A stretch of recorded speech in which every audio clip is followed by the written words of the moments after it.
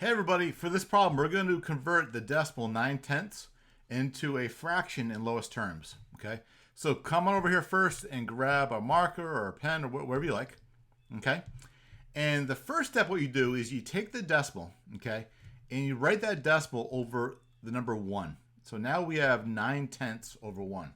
Okay, and then what you do is for every digit after the decimal you multiply both the numerator and denominator by 10. Okay, so notice we just have a 9, okay, after.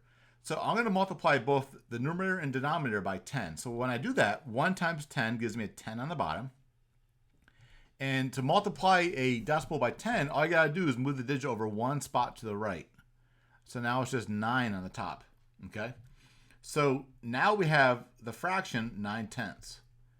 Now, I don't know if you knew this or not, but 9/10 is actually simplified because the greatest common factor of 9 and 10 is 1. We can't reduce it anymore, okay? So that means our answer is going to be 9/10.